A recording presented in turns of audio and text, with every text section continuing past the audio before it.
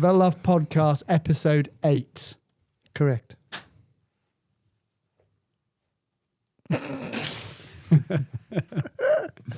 Welcome to the Velolife Podcast, episode number 8. With me I have Dale and I have Sam, and we have Jono sitting over there in the corner where nobody can see him.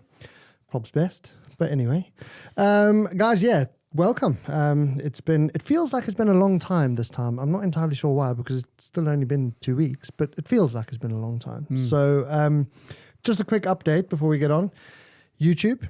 It went on YouTube with very little promotion work, and we had 118 views, which Amazing. is quite cool. That's all good. Thank you, everybody. Yeah, that's absolutely amazing. And then also, as far as the podcast goes, we hit 500 listens. So that's pretty cool as well, a lot across platforms and stuff. So, and we've got somebody in Iran listening, apparently. I don't know how or where, but hey, you know, who knows? Well, to them, salam alaikum. Yes, that. How's your couple of weeks been, Dale? Yeah, busy.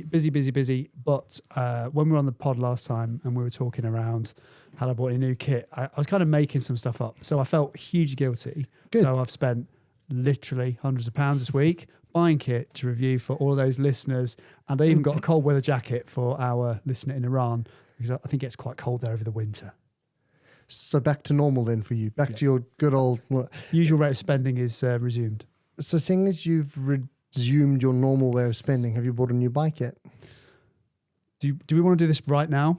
Because so everyone who listened at the beginning of the year will have heard me say my New Year's resolution was to not buy a new bike. Correct. However, I've kind of been looking at bikes and I'm thinking to myself, do I buy a bike? Should I get something? I'm going to get ribbed on the pod for buying it. And I reached out to a couple of people and I got them to get a couple of quotes in.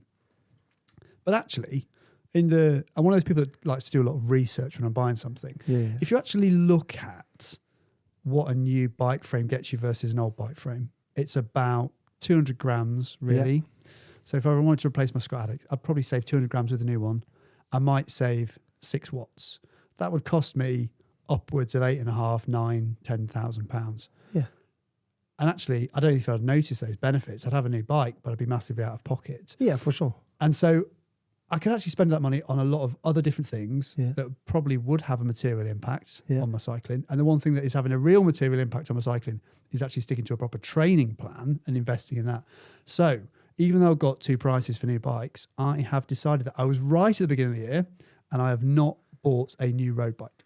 So we're in sort of mid-Feb and you haven't bought a bike. I haven't bought a bike. Okay. So but I have nearly folded twice. So we've got, 10 months left? And all right. No, and when I you like say it. you're getting prices, is that from shops? Is that from because they're custom made? They're frame builders. So one of them was custom, and then one of them, I think I mentioned to you when we were talking like off camera about a company called Auron Bikes, who are owned by Alberto Contador and Ivan Basso. Mm-hmm. They do have people that ship over here, but if you go direct, it's way cheaper. So I got in touch with the guys over there in Barcelona, and I was sort of to and fro with them about prices and stuff, and they came back to me with a quote for a brand new bike. Yeah. With like really nice Princeton wheels on it and stuff. And it was great. They've been Very super nice. helpful. They're great brands. If anyone's out there who's looking for that type of bike, they are really solid people. Awesome. But actually, and then with the exchange rate as well, it would have been, over here I'd have to pay like 12.5, 13 grand. It would have been like 9. So it's a lot less. It's a lot less. Yeah. But it isn't going to change my riding. That is the main thing. So as a matter of interest, not for Sam, when last did you buy a bike based on how much performance advantage it was going to give you? So when I bought my Scott Addict last year, Yeah. that was because I thought it would be a quicker bike to ride than my C64. Yeah. So it was probably last year. Before that, you will recall I bought a Cannondale Super X and turned it into a bit of a gravel sled. That was because I thought that would be quicker on gravel. But that was probably Have the you last seen time. the new Super X? It's one of the things I was going to talk about good. later, because whilst there are certain bits of it that are amazing, I'm extremely worried about a couple of other bits. Okay, good. Okay, so what you're saying is you do buy bikes based on the performance enhancement? Sometimes it's not, when I've bought like some bikes, namely Colnago's to spring to mind, that's mainly because I want one. It's a heart-based decision. Yeah. But I bought the Scott because it's a bit more aero, it's a bit faster. I put 404 wheels on it, so I just thought that would be quicker in terms of just riding around in the chain gangs or on a fast ride than a C64 would be. Because it's one of the things that's coming up a lot at the moment that, do you need to spend money on a bike? Why can't you just ride a £1,500 bike? And yes, of course, you can ride it, you can pedal it, you can shift the gears. But the motivation for most people to buy a new bike is not necessarily, or certainly performance increase is only a really tiny portion of it. And as you mentioned earlier, that actually you're not going to get a huge performance advantage out of buying a new one, 8 watts, right? Somewhere around about there. Yeah. So the reason we buy new bikes, I think, is actually very rarely for a performance enhancement, unless you're maybe Sam, right? And Sam is probably one of the few exceptions to that. I know you compete, so that performance enhancement is more valuable to you. I'm probably going to ride at 30 kilometers an hour. It doesn't matter what bike I ride. But that doesn't mean I want to ride a £1,000 bike. Well, it's interesting you raise a point, because Sam and I were having a conversation this week about shoes. Yeah. And one of the things that Sam was considering, and I'll let him sort of discuss a bit more, is buying shoes with laces versus shoes with boa dials. Yeah. And the reason for that was a performance gain. The performance gain was, remind me, 2.11%. in CDA. CDA. So microscopically small. But to Sam, that is borderline worth the investment. Absolutely. Yeah, absolutely. And I think that's the thing, right? If you are competing or even just dabbling at that level, right? We often talk about time trialing. You get into time trialing and you buy all the gear to get as fast as you possibly can without necessarily doing the physical preparation for it. But at some point, if you are up there, then that makes a difference, right? And it's an easy win in theory if that is important. But certainly for me, I will look for certain performance benefits, but it's very rarely to do with speed. But that's just because I don't go that fast. And going that fast isn't actually that important. It's more about, can I go the same speed for longer, or can I be more comfortable, or can I enjoy it more? Which are also performance enhancements, I guess, but it's not so much about speed and watts. I think but in a roundabout way, you are buying performance enhancement, because you've always said that when you look at a bike and it looks good, it makes you want to ride more. Absolutely. So if you buy a bike and the only factor is that it looks good, never mind the performance enhancement claims or whatever, if you ride that more, you'll be faster. So effectively, it is a performance enhancement. 100%. And actually, I sit firmly in that camp. I'm like, if you look at your bike and it makes you want to go and ride, that's brilliant. Because if you go and ride instead of staying at home, you've improved your performance, right? 100%. And that, I would imagine, is probably actually where a lot of people, if they're completely honest, sit there go, hey, look at my bike. I'm like, do I really? Is it going to crunch? Is it going to shift properly? That one looks a bit nicer. And then you spend the money. But I think your point about comfort is a really important one, because I think if you've got a bike that you're more comfortable on, the chances are actually you'll ride it better, you'll ride it further, and you'll ride it faster than the example of the Scott Addict that I sort of quoted. The new one, they've changed the geo, and it'll be worse for me because it's longer and the stack is lower. So as I'm getting older, the last thing I need is a longer and lower bike. I'm coming back the other way. I'm like riding a donkey. We'll talk about some long and low bikes in a minute, actually. Yeah. And in my opinion, I think that is the huge crossover between gravel and mountain bikes and full suspension. I'm sure for me, that is a comfort performance enhancement. You can just ride harder for longer because you are more comfortable and less fatigued. And those bikes are all being ridden in longer races. And that's because they can stay more comfortable for longer and therefore ride harder.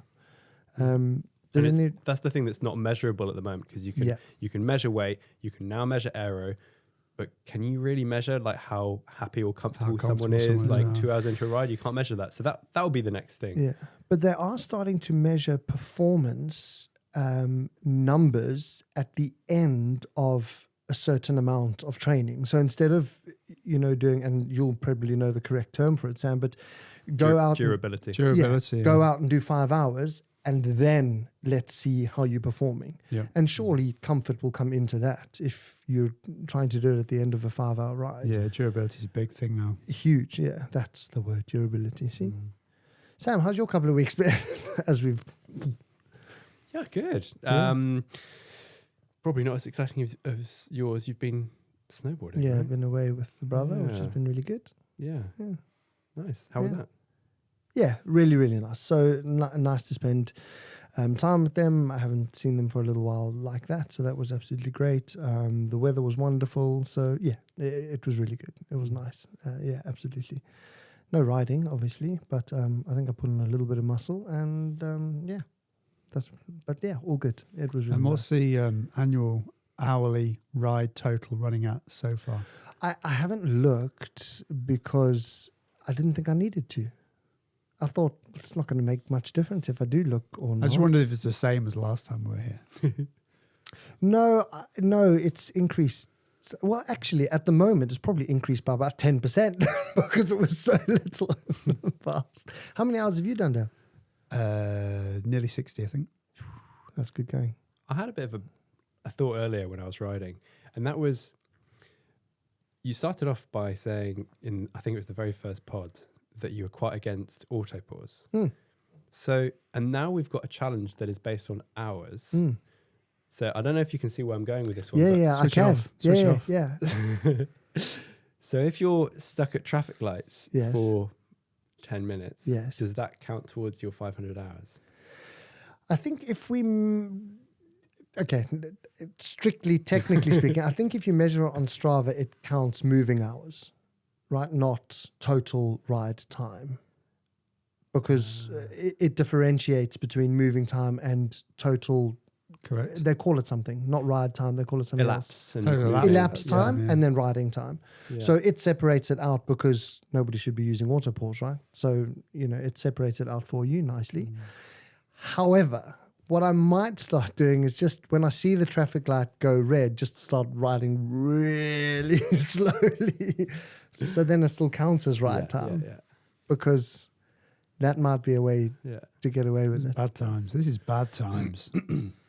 Bad times when you're trying to find a way around, because ours is the most sort of honest way of doing it, right? You can do it on distance and you can sit on Zwift at 40 kilometers an hour when I could never do that on the road, and all of a sudden you grow in distance. But ours is you either We've do said the it hours or before. you don't. Chamois time is training time. For sure, absolutely. Jono, Yo, how's your week's been? it's been all right, thank you. Yeah, Very good. anything interesting happen? Well, in keeping with the cycling challenge, Mm-hmm. I've had to dust off my bicycle. Haven't actually ridden it yet. However, This is news. This is progress. when I bought the bike, I also bought some egg beater pedals, Mm-hmm. which I quite like. And actually, it's more from an aesthetic. I think they look nice. Yeah. And I've always ridden with road shoes on my gravel bike, and it's probably not the best way to do things. So where are the egg beaters? They're still in their box? They are still in their box because I have a pair of, look pedals that I use with road shoes. However, I'm going to buy a pair of shoes. So that was I'm just waiting for a new pair of shoes to arrive. Okay. That was my Do you 2 need any weeks. recommendations? No, Physic, Bento. Jono, when you look at your bike, does it Mm. make you want to ride it? It does now. Is poor, it? poor little sausage has been down in the basement, all forlorn and dusty. Oh. Sounds like my valet, my manservant. Down in the basement and dusty. So I keep him. Sheesh. Nice. So it's been a good couple of weeks. Thank you. Good. Yep. I'm glad. All right. Low, long bicycles. Dale, you said you're getting older. Toot Engineering. Toot Engineering, And the fastest bike ever, apparently. allegedly. How do we feel about this? So full disclosure, Sam kind of raised this when it came out, and I think you've probably got some thoughts on it. So I am going to let Sam go first and then say what I I think. like it. In fact, can I go before you, Sam? Yeah, go for it. Bloody ugly. It is. I agree. Okay, I'll leave it there. Yeah, I don't love it. Yeah. I always like it when people try to just do stuff, scrapping all the kind of the ways of doing things. Yeah. I've got time for that. Does it mean it's pretty? No. Do I believe the claims? Not really. But the I think the positioning of the rider, if another manufacturer can do that more cleanly or something, just generally neaten it up a little bit. Yeah. I think they're onto something. I mean, you're essentially what you're doing is you're trying to make a road rider look more like a TT specialist. Yeah. I mean, that makes sense. Yes. So if their claim is that even if they weren't making any claim about the bike, the fact that it puts the rider in a more aero position. Yeah. I can believe that's quicker. Yeah. Dale? Right. So I agree with you. It's totally ugly. I also agree with you, Sam, that the claims they make are outrageous in terms of how much faster it is. Yeah. But I've actually got a bit of a safety concern about this bike, more than anything else. Because if you look at the position it puts the rider in, it is very close to being a TT position of how stretched out they are and how close the bars are together. But when you ride a TT bike, you can transition onto the base bars for control of going around corners, etc. You don't have that option on this thing, right? And I don't care how fast it is if it's not safe. Yeah. And if you're going to have choppers tearing round on the roads on these bikes that actually they don't really know how to control and there's no way of getting out of any trouble, then we're just going to have more accidents, and it's bad for cycling. It's bad for the reputation that we already have with drivers of being complete loons. And I just think, I don't care how fast it is if actually it's going to put more people at risk. I think it's just a really silly idea. Yeah, and I think look, it's ugly, right? But once again, as we said earlier, sometimes there's performance advantages for that. But to Sam's point is, if you put a rider in a more aerodynamic position, then it goes faster. But their claim is about the bike, not necessarily the position, right? Then they went on to explain, if you look at some of the literature, they go on to explain, well, that it puts the rider and therefore, and then they go on to say, well, there's no testing protocol, so this is how we tested it. Because some of the wattage savings was like bonkers. Yeah, it doesn't add up. And you need to understand what they've tested against, because was that a set of 32 centimeter bars on a flipping Cervelo S5? Don't know. I don't know what they've benchmarked against. No, and I think they were quite clever, in my opinion, on saying that actually there is no benchmark and this is how we tested ours. And then we've just taken the other information that they've published and compared it. But that's not a comparison. That for me is not a test to see which bike is the fastest, right? Doesn't stack up. I think at some point GCN is going to take it, or someone else is going to take that and actually test it. And we'll probably get some more realistic numbers. Yeah, because I think Cycling Weekly or Cycling News, I can't remember which one, they did the Cervelo and the Specialized against each other under the same conditions. Well, Cycling News have done a big test. They took 18 different bikes to Silverstone wind tunnel and did a big test. And actually, that's why it's one of the reasons why I haven't bought a new bike, because if you actually look at the differences that you get, so you spend thousands of pounds to save like 0.9 of a watt versus the other bike. And yes, it's faster, but I'm not going to notice 0.9 of a watt when you're pedaling. Same with wheels as well. Yeah. Wheels, the wheels test I did was, my Zip 404s, I was like, I'll get some MV 4.5s. I would save 1 watt. Yeah. They tested it to 1 watt. Yeah. And it's like £3,000 for 1 watt of saving. But do they make you want to ride your bike? Well, in the case of MVs, they probably do, because they also look ace. Yes. We've lost Dale's camera. Well, it's just gone. Flat battery. As you were. I saw him waving like a loser. I was like, what the hell is he doing? There was no waving going on. I was doing this. Like, catch your attention. That's waving, isn't it? Well, no. Is that waving? No, he's drowning. Right, whatever. Okay. You don't need to clap. Look at me go. We'll try again. I can't remember where we were now. Anyway, for anybody watching, the camera went down, so we were jumping around like idiots, and now I can't remember where we were. Don't tell them that, because I can just cut between the shots, for goodness sake. Yeah, but this is real life, Jono. Come on. Well. Anyway, where were we at? We're talking about how much time 1 watt, the 1 NVs watt, are and then the gonna NVs, save. NVs look great. Yes. They also look great. Yeah. Yes. Better than Zips.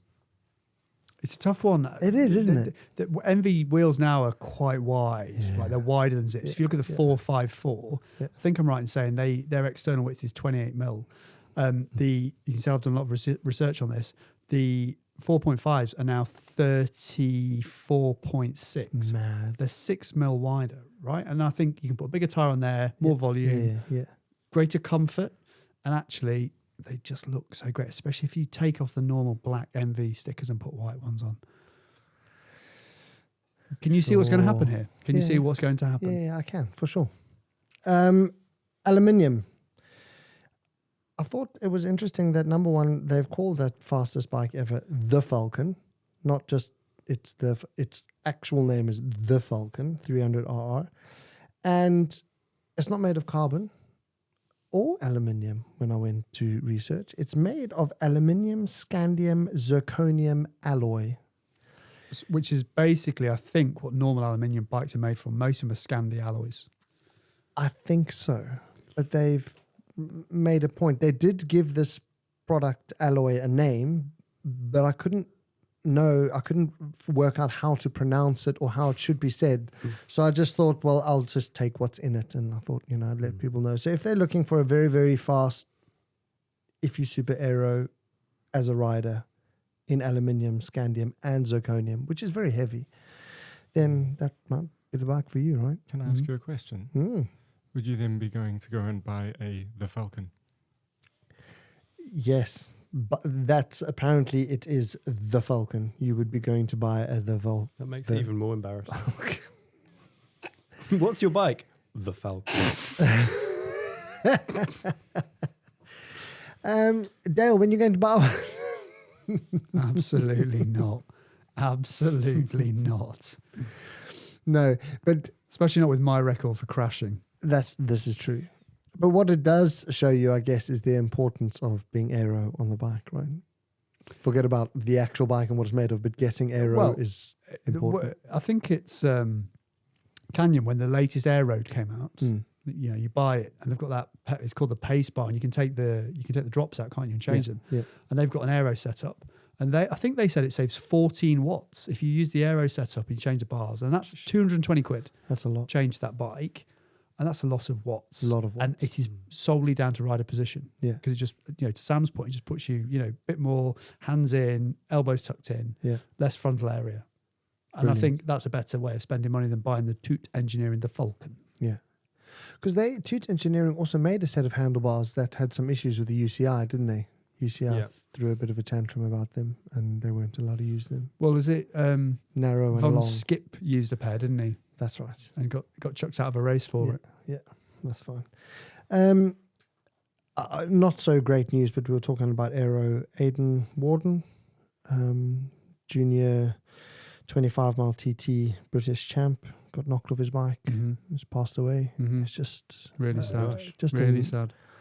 Another thing in British cycling that is just, again, with cars, it's really sad. He showed a huge... It's sad if anybody loses their life, don't get me wrong, right? But it just, as far as British cycling goes, yet another one, it's just... Anyway, so, our thoughts go out to, his family and all those that are with him, we wish them well. Really not nice to hear. On our little group, somebody sent a bowl full of peeled bananas on the side of the road. Does anybody have any more information about this? No, it confused me. I saw it and I thought this would be a confusing topic to bring up. I think someone's doing it as a laugh. So it's apparently the third time it's now happened where there's just been a bowl of peeled bananas on the side of the road. Where's it? This was in the East Midlands, I want to say, I think. I can't remember the exact details.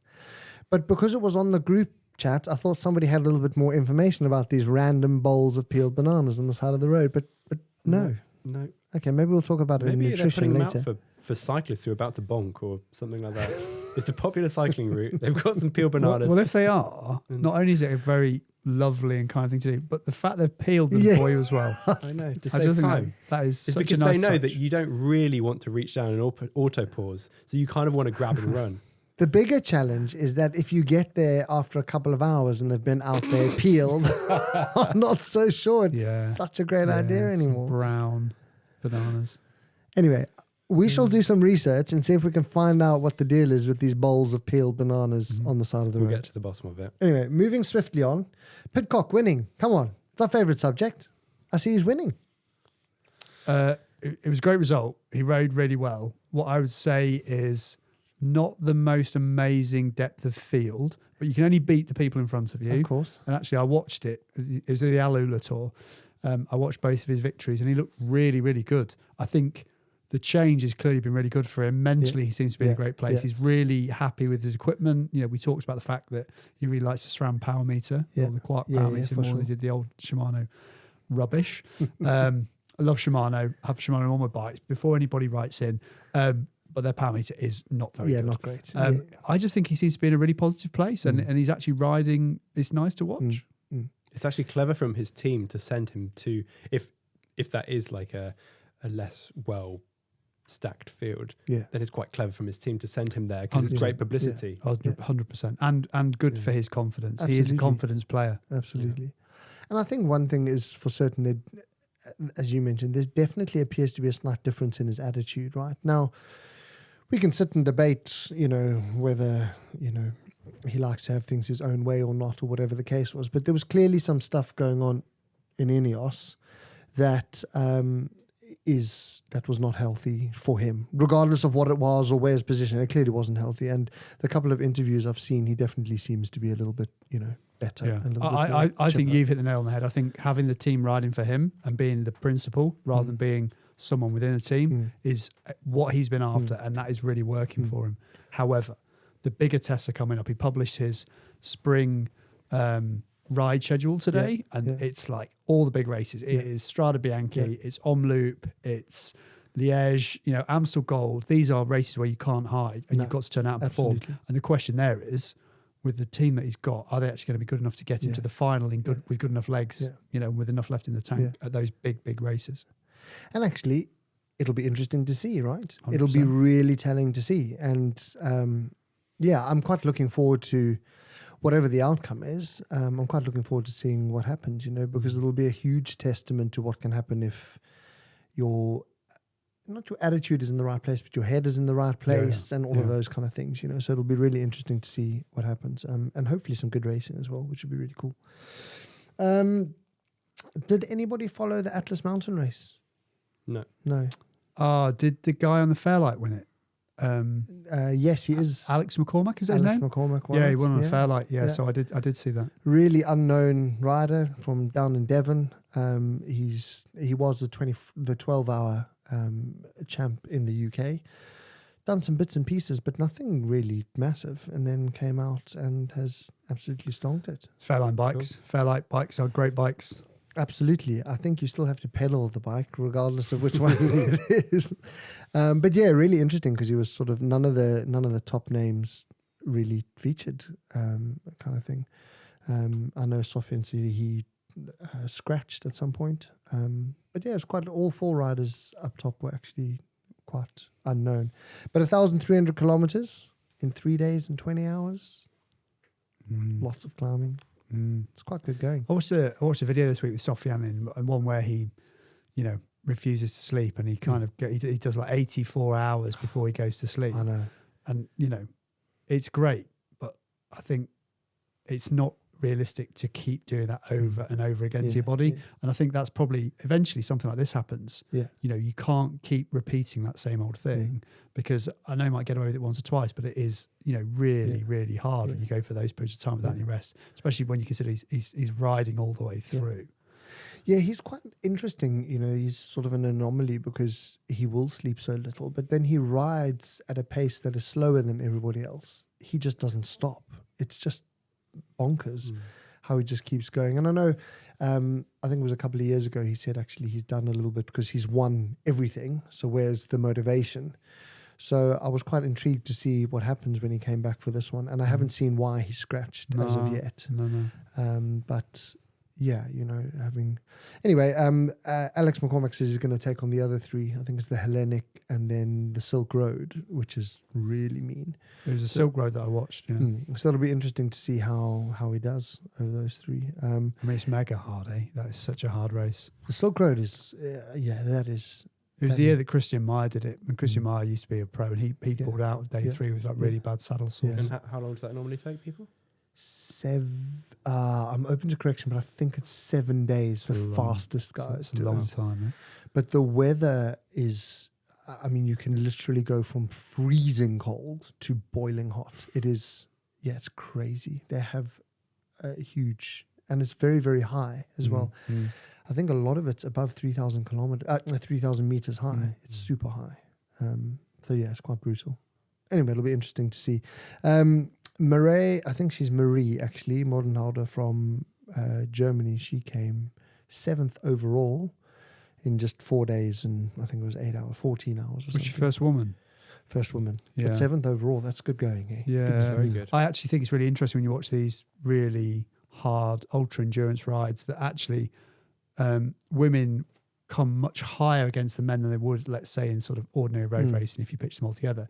Women seem to have some really incredible performances and a really innate ability to undertake that type of effort. I think it's amazing to watch. It's the same in ultra running. It's a big thing. Yeah. Women often win the overall. Yeah. Which is in other sports it's unheard of, isn't it? But it is. Yeah, I think it, as you said, endurance is a little bit different. You're right. You have to be able to go at a certain speed, but it's more about how long you can do that for. And ladies just appear to be able to come and compete with the men at the distances, especially if they're really, really long. Sam, do they train differently to men for longer distances? Do you know any experience or any knowledge on it? Couldn't say. Yeah. Couldn't say. With your coach athletes, do you have different amounts of training or volume for the women versus the men? No, because there's just so many other factors involved that before you get to the gender difference, you've got like fitness history, lifestyle, jobs. There's so many differences already. It's like what they say about ladies' saddles. Yeah, I know it sounds like a bit of a tangent, but it does make sense. There's more differences between men than there are between men and women as a general rule. Okay. There's just Yeah. So there's no point calling something a lady's saddle. Just make saddles for different people. Yes. Oh, interesting. And, that's how I look at coaching as well. Yeah, just coaching for different people as opposed to women. And when we're going to talk about training in a minute anyway, but while we're on the subject, is there, if you are going to train for endurance or for long distances, is it just a matter of doing long hours, or are there other ways to train for those distances without just doing long rides? Again, I wouldn't want to say, because I've never done it myself or trained anybody for that length, but I am interested in it, and I've heard. So the guy who won, I believe it's Western States last year, the big ultra marathon, David Roach. He's like quite divisive in the kind of running community. Some people love him, some people hate him, but he does a lot of like track repeats and stuff like that for an event that's going to take that long. Yes. So is it like 100 miles? It's it's weird to consider that, but he's like, when I've heard podcasts with him in it, he just talks about how the speed work's really important to have the right mechanics, that when you slow down, you're not just going to fall to pieces. I mean, it's interesting. I don't know if he's kind of like proven that in any studies or anything, but it seems to work for him. So, Okay. And now heading towards spring, if we are just an all-round rider. Okay, that camera's having a panic attack. Sorry, Dale. If you're just an all-round rider, what sort of training would you suggest? I know it's very specific person to person as such, but if we take a general look at the general population, they're going to come in, they're going to do a handful of sportifs going through the summer. What would you be suggesting for them to be doing at this point in time running into spring? It's a really difficult question to answer, because everyone's so there's different. just too many variables. I would just say work on your weaknesses at this point. Yeah. And then when you get close to the event, you can be more specific about your training of matching the demands of the event. But right now, just generally winter is a great time to work on your weaknesses. Because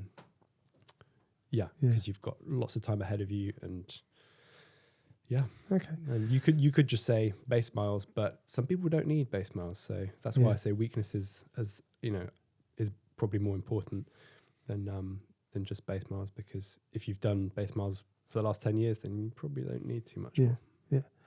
Dale, you said you were doing a training plan. What are you working on at the moment? So I'm following sort of what Sam was just talking about, and I, historically over many winters, just ridden loads of like base miles at a steady pace.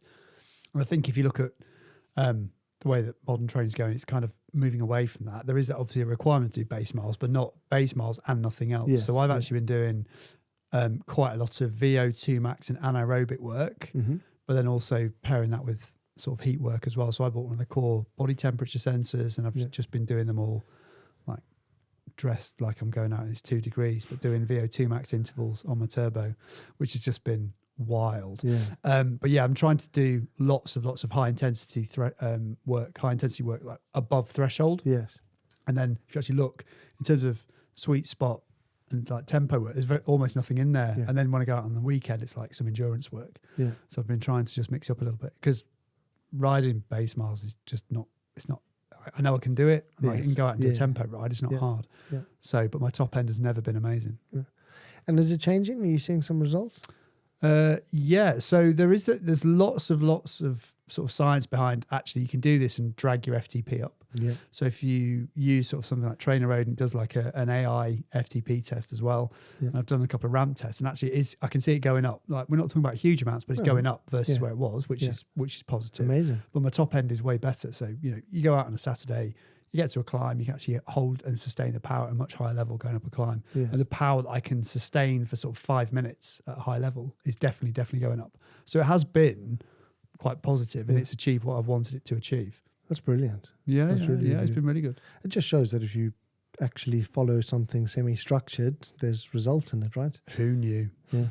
And in fact, as you said earlier, in talking about spending money on bikes, if you spend it on coaching, you probably find it'll make a much bigger difference than just buying the bike. You might find 50, 100 watts somewhere where you'll never get from buying a new bike. No, like get comfortable, get in a nice position. Stop slamming your stem, because actually if you look around at a lot of the pros this year, they've all got spacers, because what they're actually trying to do is they're trying to have a position that's a little bit higher up, but they can hold that position for a longer periods of time. So you always see slam stems on pros bikes. This season, 2 or 3 spacers, they're just bringing it up a bit because they know they can hold that position on narrow bars for much longer. And I think that is where people would be better off spending their time and their money, not buying the latest frame because, it's got a 2 watt saving, 50 kph. Because actually, as you come down, the saving's less, right? Absolutely, for sure.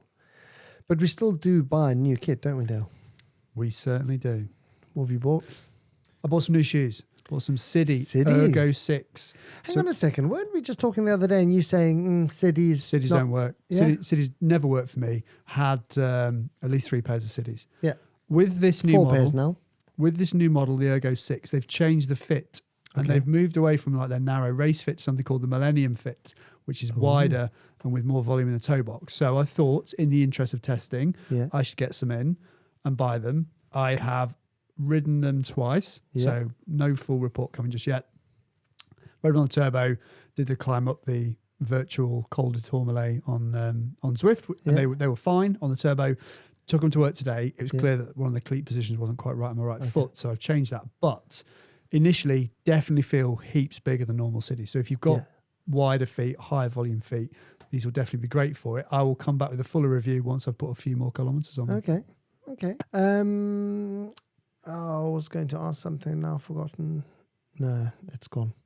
Did you just buy them just because they've now got more space in them? Yeah, I think they look quite a lot better than all the old Cities. They were always quite busy, right? And these are a bit simpler. But I wanted to try them because that new fit, because it was just the narrowness. But lots and lots of people ride Cities, and they do last, and they've got loads of replaceable pieces, right? And they've always had, even though I haven't liked the fit, they've got amazing build quality. So I just wanted to give them another go and see how it worked out. I have also ordered another pair of shoes. Those are in manufacture as you speak. So when those come, we'll have a chat about those. But that is a secret story. That's a secret story for when they arrive. All right, fine. We'll let you off. Is that all you've bought? No. I bought a new winter jacket as well, because I've got a Spatz winter jacket, but I wanted something just a bit better quality, something a bit warmer. And there's lots of reviews online about the ASOS. It's called the ASOS Equipar Habu S11, right? So I was like, it's a great name. Went to the ASOS. Rolls off the tongue. Doesn't it just like that? Their naming convention is. Sorry, what jacket have you got? Say again. The ASOS Equipar Habu S11. That's We'll have subtitles for people watching. For me. I'm just surprised I remembered it twice. So I went to the ASOS store guy in there was super helpful, and I bought one of those. Tried it on in the shop. They got a great area for trying their kit on. I'm sure they have. It's really nice. It's quite expensive, but it was what I wanted. I was about to say, with the Habu, were you boo-hooing when you had to pay for it? Yeah, it's like 330 quid, I think. Have you used it? Yeah, used it a couple of times. Any good? Yeah, it's really good. I mean, like the build quality is amazing. The quality of the garment is fantastic. Very, very versatile. So you can wear it as just a base layer, and we all know that I run cold, right? But I went out in sort of 5 degrees with just a base layer and the jacket, and it's absolutely fine. Colder than that, if you put a top on underneath and you ride slower, like you ride, kind of more endurance type pace, you still don't overheat. Didn't get home soaking really wet. So actually, it's been really, really good. Yeah. So I am really pleased with it. But it is a big outlay. So before this jacket, what is your favorite winter jacket? Favorite ever? I used to have a Castelli Alpha, an Alpha Ross jacket, which was really good. But ultimately, that just started to fall apart. The pockets fell apart, and the cuffs fell apart. The build quality was just not very good on it, and it was nice and warm, and it did its job. Yeah, but it lasted one winter, and then just fell apart. So I wanted to invest in something that I thought might have a bit more longevity. Yeah, and the ASOS stuff comes with quite a long guarantee, and they'll repair it for you free of charge as well. Okay. So it's been really good. Yeah, I can't recommend it more highly. Let's see. All right, very, very cool. Sam, you got anything new lately? No, I don't think so. Okay. What Sam has been doing, though, he has been talking to Alex Dowsett about lace-up shoes. That was the question I was going to ask, actually. You guys mentioned it very quickly and briefly earlier. Lace-up shoes, more aero than non-lace-up shoes? Is that correct? Yeah. I heard about this like a few years ago, but Alex went to the wind tunnel and like tested loads of things for YouTube, which is really handy for people who don't have that kind of money, or like, I'm never going to go to the wind tunnel, or have the knowledge to test. So he went and tested lots of different shoes. The videos on YouTube for people who want to watch. I genuinely find it's quite entertaining, even if you don't know like so much about aero. It is good. He makes it really watchable. But he tested anything from like a trainer to like a mountain bike shoe to what you'd think is fast, which is like the Bont Zero Plus, which I've got, which I've got like an aero cover, and to a Simmons like £3,000 like custom made shoe that's like, or just looks like you've just wrapped your foot in carbon basically. So you just assume it's fast. And then you've got a specialized lace up. And that one just beats all the rest. Really? And the second fastest is the mountain bike shoe with laces. Okay. Which beats like the ones I've got, which is sad. I was gonna say, how did that make you feel? Sad, sad and expensive. Well, unfortunately, so Alex was saying he used those Bont Zero Plus with their aero cover for like most of his career, because he just assumed that they were the fastest. He won his Giro stage wearing a pair of those. Okay. Yeah, he had some lovely special edition ones, and they do look great, but he just said it broke his heart to see that they weren't that fast. And I've got to say, it breaks my heart a little bit. So I was just asking him, because he's the one where I got that stat from, the 2.11% improvement in CDA. Yes. I was just saying, is it? Do you think it's worth it for the money? Just kind of asked him that question, and he kind of said it was a good consideration to have, because there's like lots of other ways that you could save, cut down your drag or whatever. And but he also mentioned that No Pins do a Tova shoe. Is that the one you mentioned? No, you mentioned Spats, right? No, I did say No Pins do the thing where it kind of goes over the front of your shoe, doesn't it? And it kind of blocks everything off. And that's supposed to have tested really fast as well, because he was one of the people that came up with the idea, right? Yeah, and he kind of mentioned that. So he said maybe the halfway house is just to put some of those on. And then we had a bit of a conversation about, so I have the Cadex bike with the fork legs that are just super wide, and they're meant to break the air. So I'm probably like sending the listeners off to sleep here, but no, it's supposed to break the air before it hits your shoes. Yeah, right? And what I've found is that things that normally test fast on a TT bike sometimes don't for me. On your bike. Yeah, like calf sleeves. They seem to have or long aero socks just don't seem to have any effect on me. And I wonder if it's because of the wide fork legs. Yes. And so I said to Alex, like, this has happened, I'm assuming because of the wide fork legs. Yeah. Therefore, do you think the shoes with laces wouldn't work either? And he was like, yeah, it's a fair assumption, to be fair. Yeah. So, I mean, it is all just assumptions, but it's that is probably, we were talking about like bikes not having much of an effect. When you get some really wild designs like that, it does start to make you wonder, like, how it's kind of interacting with you.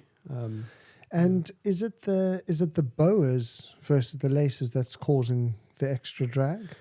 I think no, because the laces test faster than. So my shoes, you can't see anything. There's a boa, but there's a flap over the top. So I think it's just the fact that the laces provide like a trip, just like you'd have like ribbing on a tri-suit or a skin suit. It's the same thing, but over your foot. So would it change depending on how you laced your shoe? Yeah, it might. Yeah, that would be a great follow-up, right? Because there's loads of different ways to lace a shoe, right? And Sarah, my wife, and I often have this argument as to how shoes should be laced. So I wonder if... Those evening nights must fly by. No, it's every time a new pair of shoes with laces gets bought in the house, there's this discussion. I'm like, that's not how you lace shoes. She's like, yes, it is. And so it goes on. Anyway, I wonder if how you laced your shoes meant you were slower or faster. Yeah, maybe. And I'm just thinking, if this is fast, then why don't you just, glue some laces to your shoes, whether they have them or not? And is that going to be quicker? Because my issue with laces is that, well, maybe you don't have to do laces, but maybe you can use something that's the same pattern. Because my issue with laces is you tighten them and then you ride and then your feet move and then all of a sudden they're not like they should be. That's annoying. That must be annoying. That's the downside. You've had lace shoes before. Yeah, I've had a few pairs of lace shoes, unsurprisingly. Did it make you go faster? I increasingly find that nothing makes me go faster.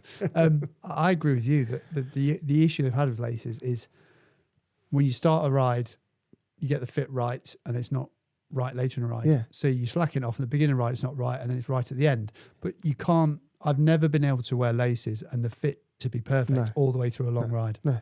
Just because your feet swell and change shape and everything as you go along, and especially.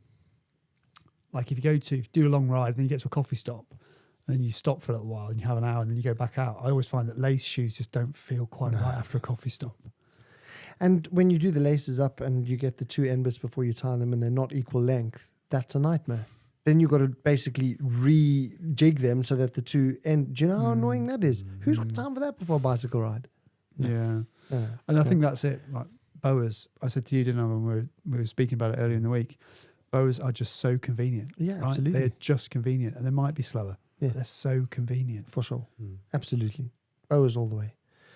I wanted to know what your cheapest bit of kit that you would not go without is. Oh, that's easy. And you can't say spare tube. No, that's easy. I bought some Park Tool tire levers, and I bought them because they're recommended by Dave Rome, who's now in the Escape Collective. Yeah. Used to be on Cycling Tips. And he said the great thing about these, it's not just they're good for tire levers, they're great tire levers, but also you can use them for like spreading your pads when you're messing around with your brakes, all that kind of stuff. So I found them online, and there was a deal where I got they're supposed to be like £5 a set, and I got 2 sets, and there were £2 for each set. So they're £1 a tire lever. Yeah, that's pretty good. I have I have them in my backpack. I've got one in my pack that I take out when I go on each of my bikes or when I go on the weekend ride. So yeah, that is it. It's £1. It's a tire lever. It's amazing. They don't break, and they can also serve lots of other duties. Yeah, fair enough. £1. £1.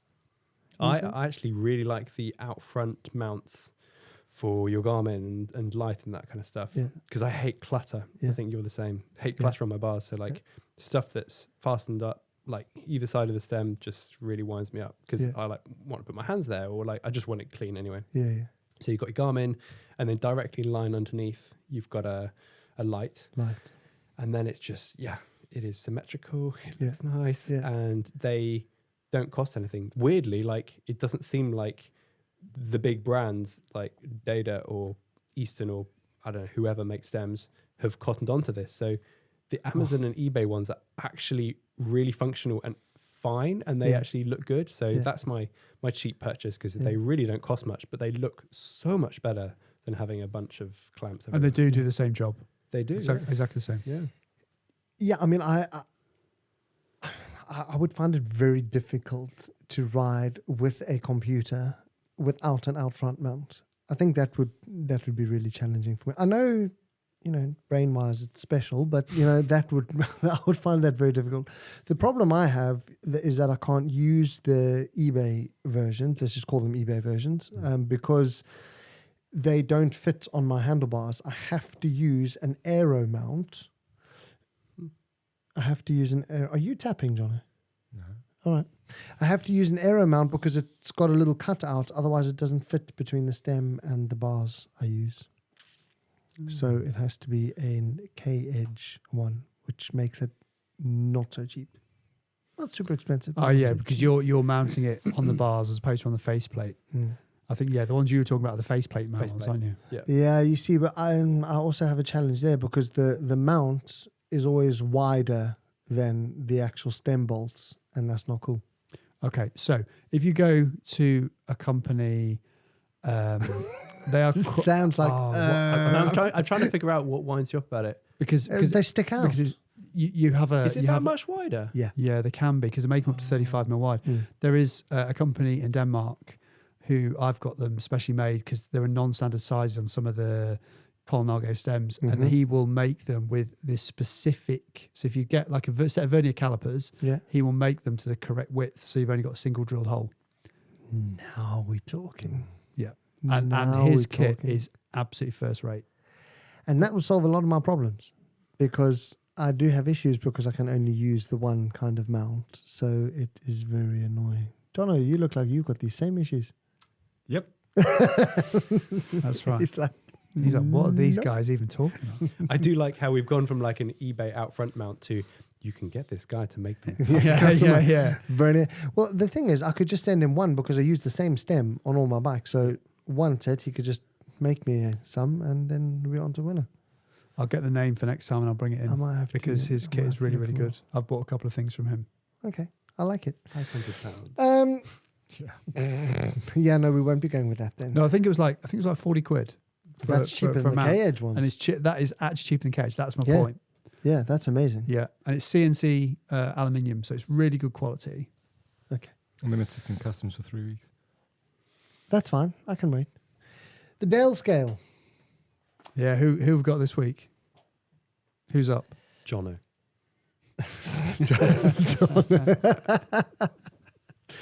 Jono, I reckon you'd be quite high up there. Like me, once you start riding your bike, then... No, let's not be hasty. I said I think, all right? I'm trying to be encouraging, Dale. Jasper Philipsen. Jasper Disaster. Yeah. So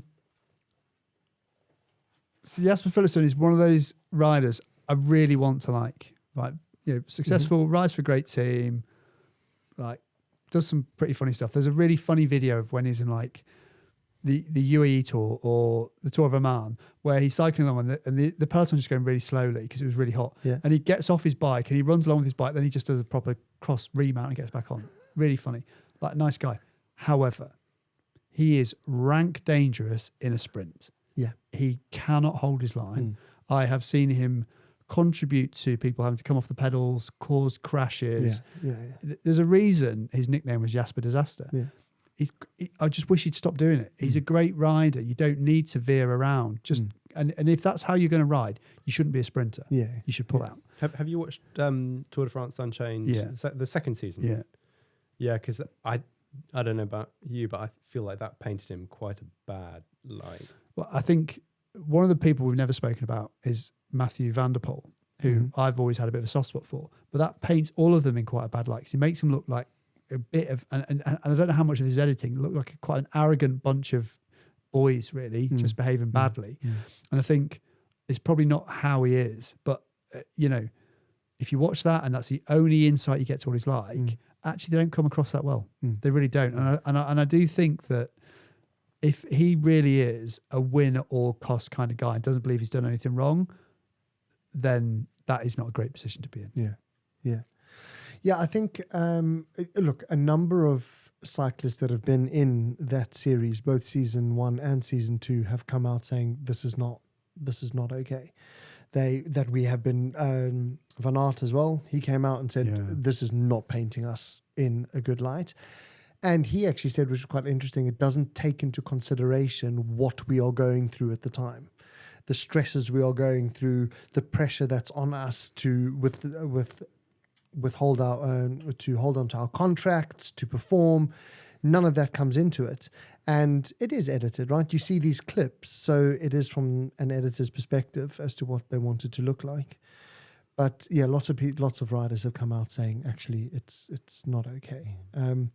The other thing is, I guess they're all young. They are all, doing what they love, and they all want to win, right? So I think there is a certain, and we've spoken about it before. I think we spoke a little bit about when we mentioned Lance Armstrong about that, a bit of arrogance, that need and desire to win, and that's why they do sometimes. Mm-hmm.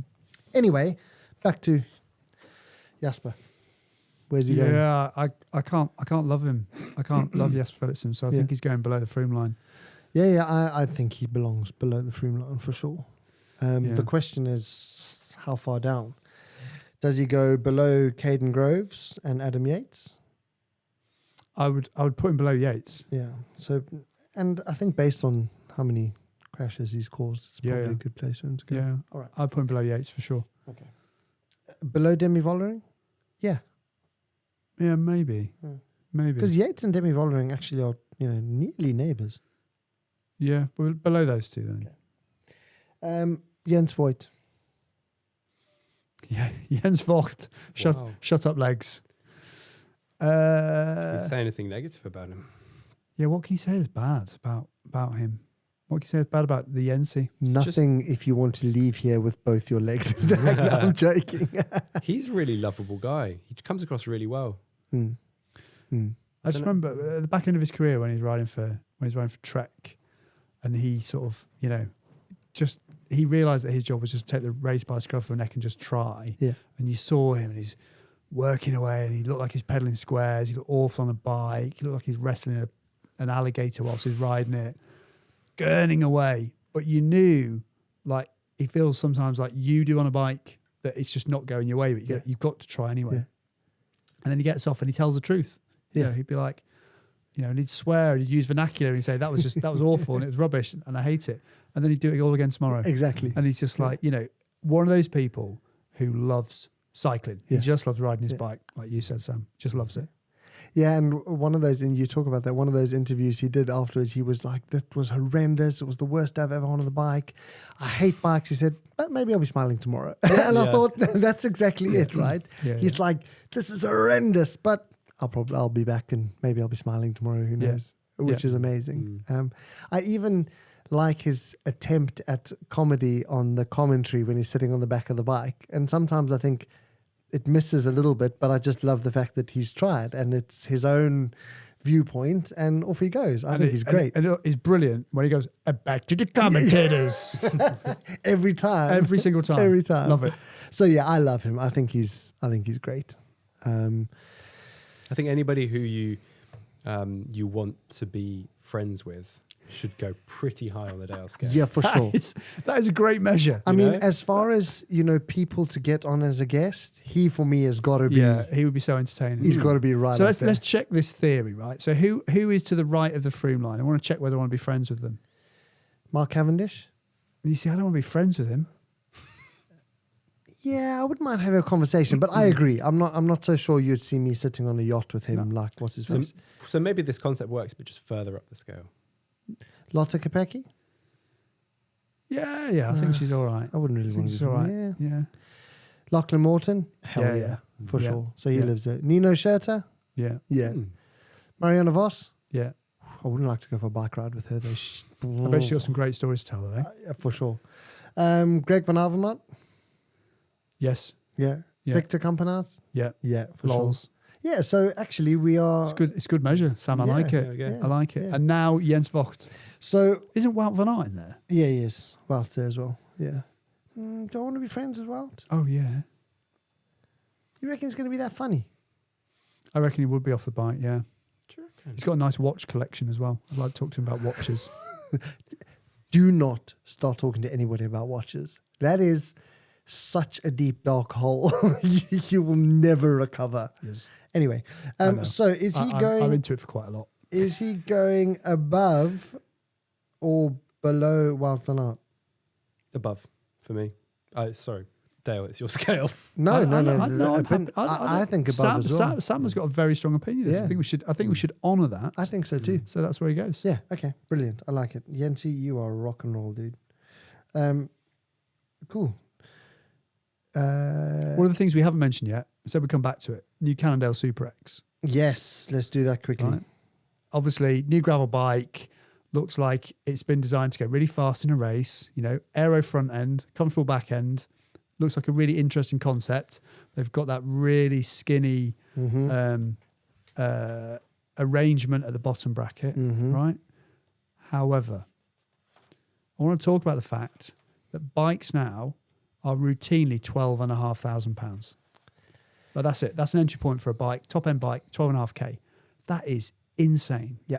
Like, there is no way in the world that bike costs £12,500 to make. And I know there's R&D costs, but they're turning around these bikes pretty quick, so I don't think there's that much R&D happening anymore.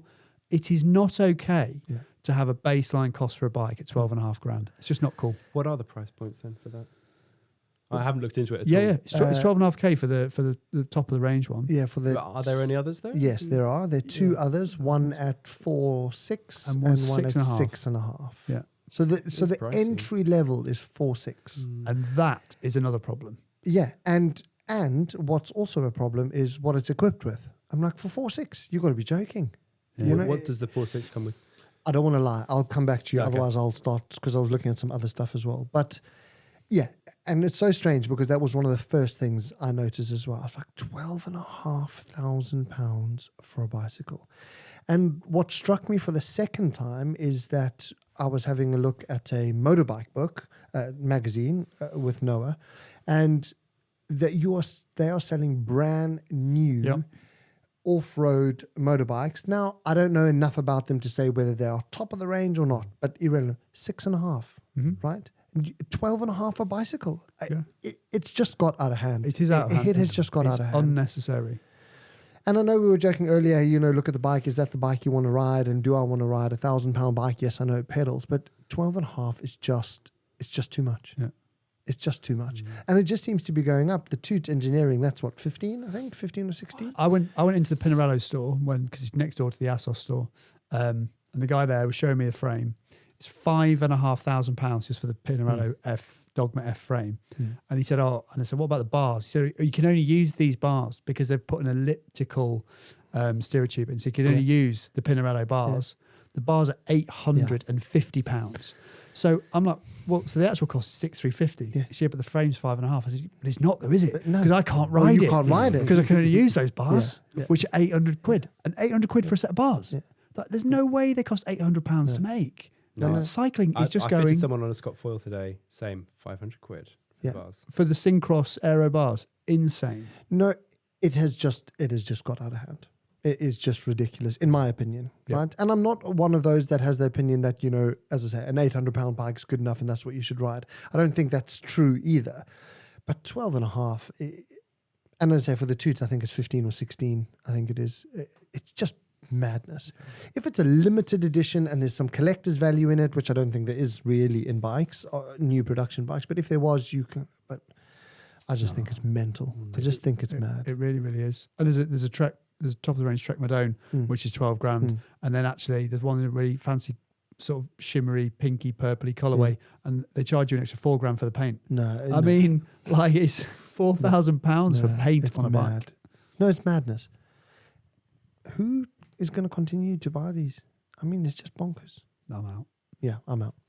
Anyway, quickly before we go, pod tasks. Do you guys visit a couple of cafes? Did indeed. Yeah. Where'd you go, Sammy? I went to the stables in Arborfield. Oh, yes. I have been there. Nice. Yeah. So have I, strangely enough. Yeah. I went because I hadn't been in a while.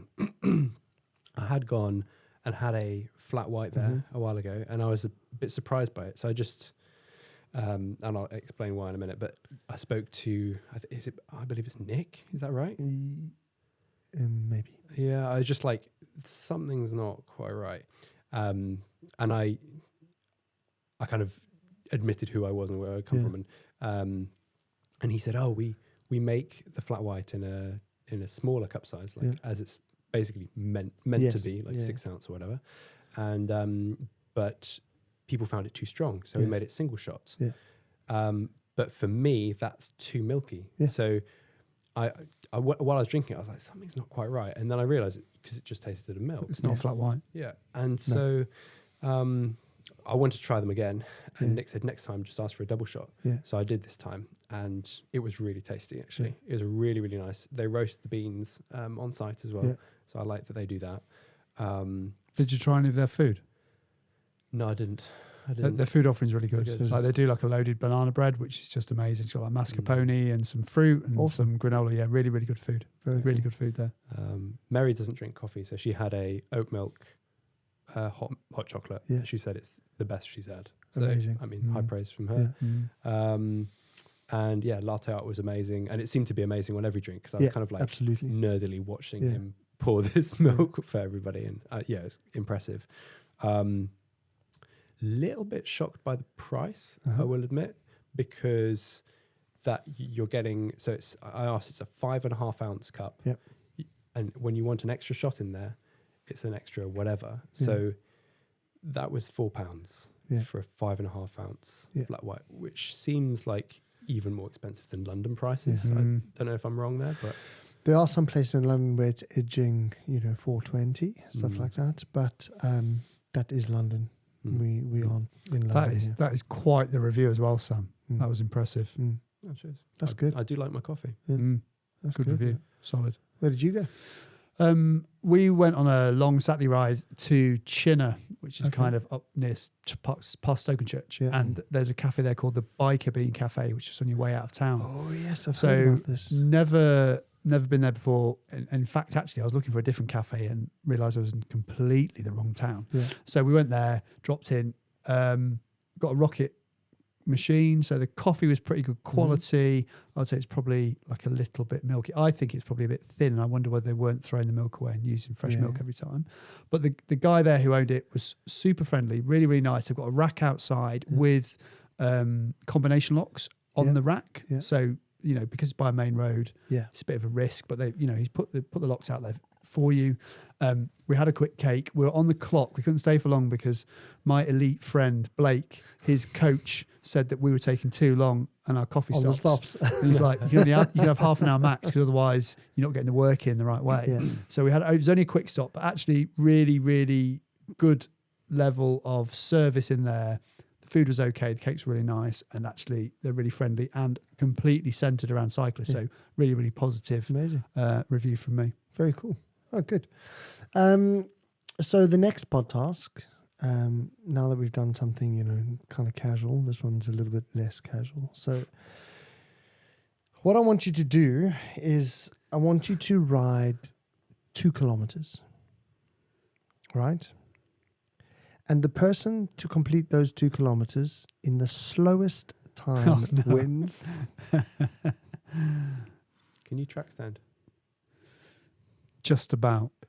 Even Jono's smiling at this one. I'm like, win. So the person to complete the 2 kilometers in the most amount of time wins. But you can't put your foot down. No, you cannot put your foot down. No, you can't stop. Auto pause, no, none of this nonsense, right? So you can't stop. 2 kilometers. The person who does it in the most amount of time wins. Okay. You can do it at whatever time of day you want. I really don't mind. And are we going to just share the time when we come on the next pod? Yes. Rather than telling each other? Yeah. Otherwise, So when we come on again, next, and this time I don't just want to win by surprise, right? I might still win, but you don't know. It takes me a long time to ride. Challenge. I like it. And that brings us to the end. Please, watch, listen, tell your friends. It's all good. And thank you very much. We'll catch you in a couple of weeks. Comments down below. What's up? Like, subscribe, and comment down below. Something. No, if you want to do anything to help us, watch it all the way to the end. That is the thing. That is the key. So yeah. Now you know. Catch you later. What I would say before we close up, telling people at the end to watch all the way to the end is probably the wrong part of the video to do it. John can stitch it right at the beginning. Right? Yeah. Yeah, that's a good point because it's too late. If you haven't watched it till the end, then you haven't watched it till the end. Later on, have a good one. Cheers. Bye.